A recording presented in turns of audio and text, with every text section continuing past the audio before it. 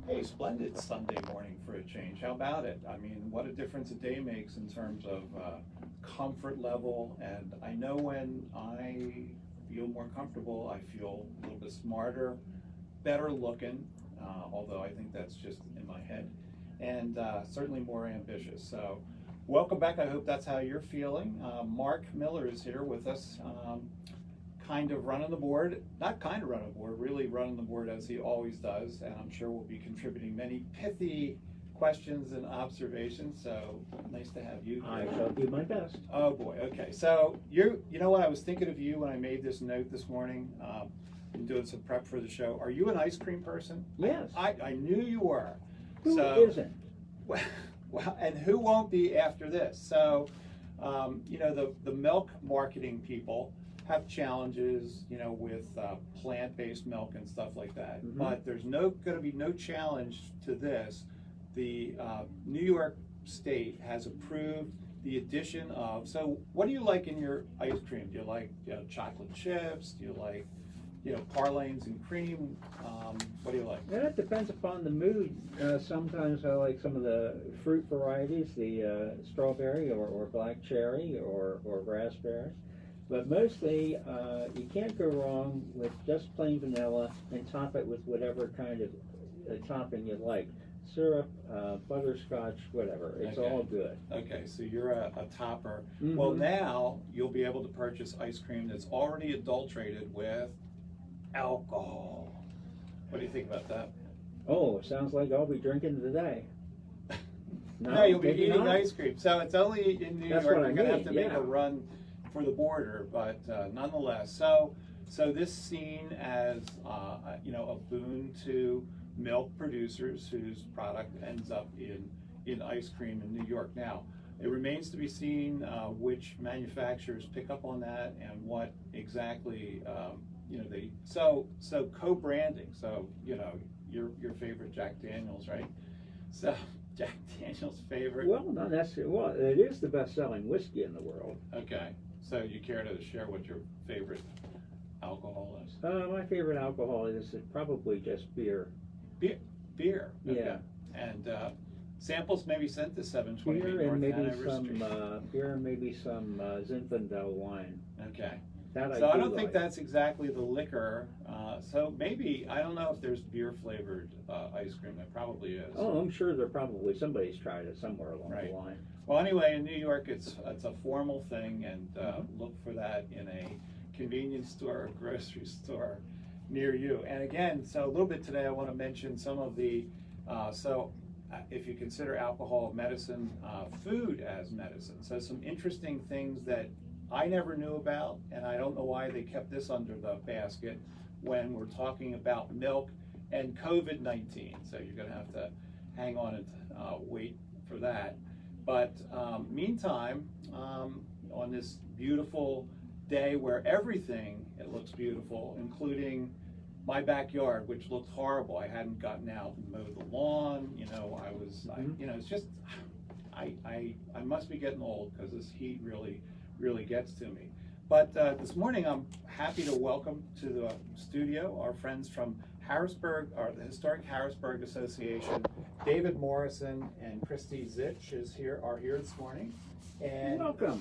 And it's interesting to me that though I live on the, dare I say, West Shore, Right. okay, and everybody's cringing already. Harrisburg has always been a focus for me, both recreationally, socially, and kind of from a historic interest standpoint. Early on, when the kids were little, we went to the museum. There's so many resources in such a small town. So I'm from Philadelphia, but you couldn't find all of these things in one small community. My first encounter with Harrisburg itself, the city, was in 1973 when I was in college and took a trip with some colleagues here to Harrisburg. And while they were from Harrisburg or Steelton themselves, that was the occasion for the trip, but it was all new to me. And one of the things that struck me immediately, and I didn't appreciate till much later, the value and the foresight of this, was the river walk. So when how did the river walk come about, David? Well, you're talking about Riverfront Park in Harrisburg, which extends the full 3.5 miles of river frontage in the city of Harrisburg. It's a wonderful public park. It's a regional destination, so people come from all over to use it. And the walk that you described, there's both down at the water's edge, it's just been restored at the top of the steps. There's a wide promenade there. And then up at street level, there's another walkway, bikeway, that you can use. And recently, when Front Street was reconfigured, it now has a dedicated bikeway right on Front Street. So you can ride a bike, you can go rollerblading.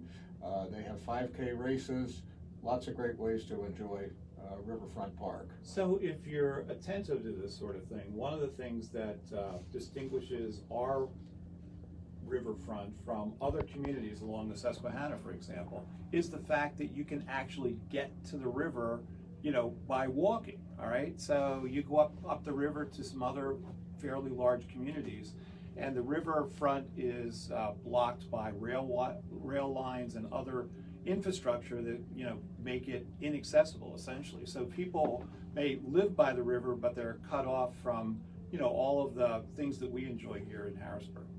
Many riverfronts around the country are industrial because the rail lines ran along rivers typically, and industry was built adjacent to the railroads. So you had factories and steel mills right along the river.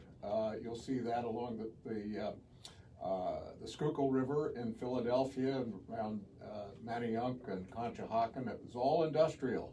But the fluke of geography in Harrisburg is that when the canal was built back in the 1820s, it ran 10 blocks east of the river, down along where Cameron Street is, and that's where the railroad line is. So all of Harrisburg's industrial strip is over in that area, and everything between that and the river was built as residential. That's why we have the accident of geography has benefited the beauty of living near the river. But I think this is a good opportunity to bring up the whole City Beautiful movement that happened in Harrisburg at the early part of the century. So around the turn of the century, there was a lot of, urban renewal going on in the city. And part of it was the riverfront. And Myra Lloyd Dock, we are actually going to do a big program on it this year, but because of COVID, we've kind of been sidetracked a little bit. But Myra Lloyd Dock was one of the female leaders in the movement, along with Warren Manning. David, that's correct.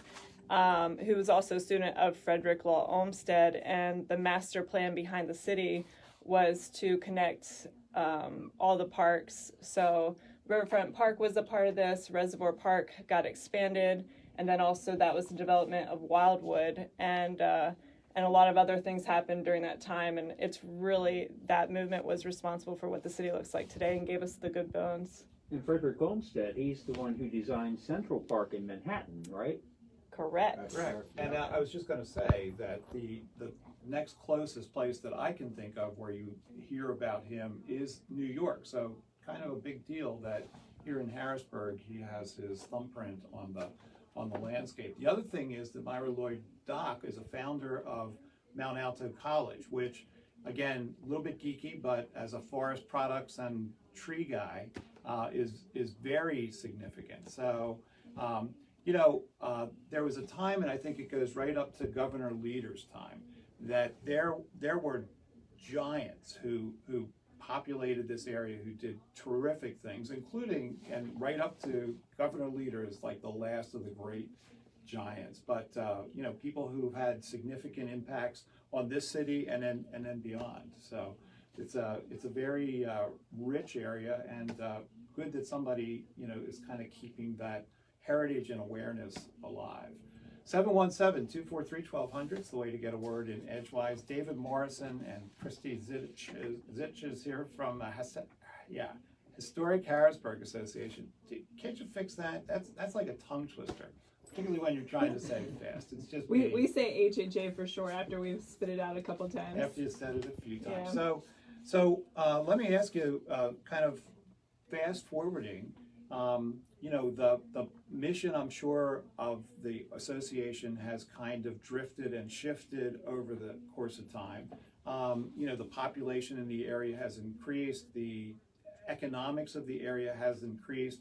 How has your mission stayed consistent, and how's it zigged and zagged to accommodate the changes? Well, you mentioned your first visit to Harrisburg in 1973, and I will mention that that was the year that Historic Harrisburg Association was founded. And the year before, 1972, was the year of the big flood of Hurricane Agnes, which really devastated Harrisburg. That and suburbanization really caused Harrisburg to be a very distressed city in the early 1970s. And there were plans to completely bulldoze the neighborhood of Shipoke, for example, and much of the part of Midtown that was lower lying area. Urban renewal was where they would just bulldoze blocks and blocks of city architecture for reconstruction. But there were people who wanted to either stay in those neighborhoods or actually to move into them. And you could buy a house in Shipoke for $500 in 1973. And those were the folks who were the urban pioneers, I'll call them, and they were the founders of Historic Harrisburg Association. And they realized that in order to be successful in their neighborhoods, they really needed to organize. So that's why they formed an association to promote historic preservation.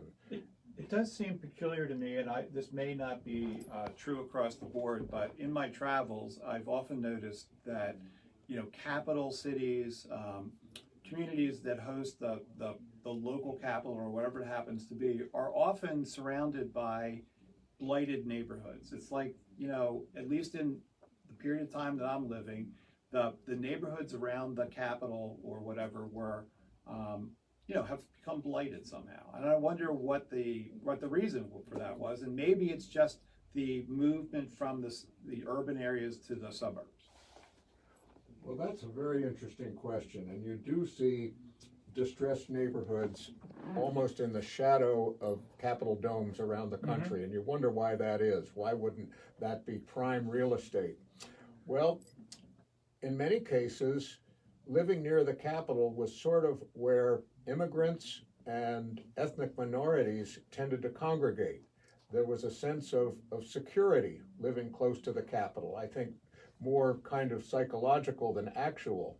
In Harrisburg, you had what was called the Old 8th Ward, and that was the neighborhood where all of the Capitol office buildings are located, around the Fountain and Soldiers Grove, all of the newer buildings. That was the 8th Ward. And we just recently had a dedication on Wednesday to commemorate the fact that that was a great historic neighborhood that was completely torn down in the 19-teens, 1920s to expand the Capitol complex. And that probably wouldn't even be permitted today, but 100 years ago, before there was a historic preservation movement, they would move entire neighborhoods, entire populations out so that they could rebuild. Well, that's a great answer to a question I've often, and a great kind of characterization of my question, my long-winded question. But that makes perfect sense, you know, when you look in the rearview mirror. I have to think about that a little bit. So that's very interesting.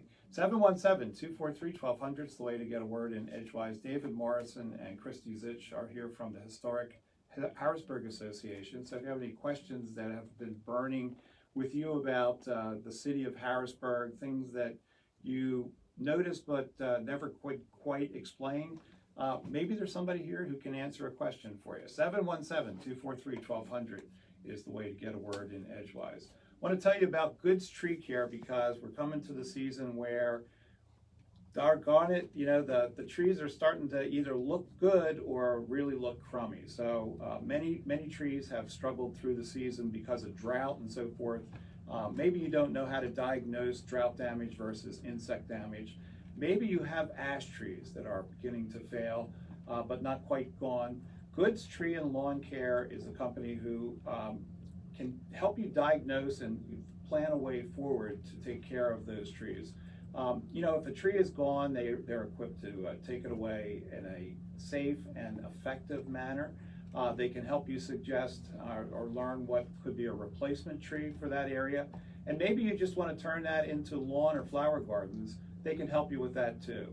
They're the company that I came to work for 24 or 25 years ago, and have really one of the few companies that uses beneficial insects to control key pests in the landscape. So they've evolved in quite interesting ways as opposed to their competitors, and are still at it, and within the sound of my voice will come out and be happy to take care of your problem. Goods Tree and Lawn Care, they're in the book and on the web at goodstreecare.com.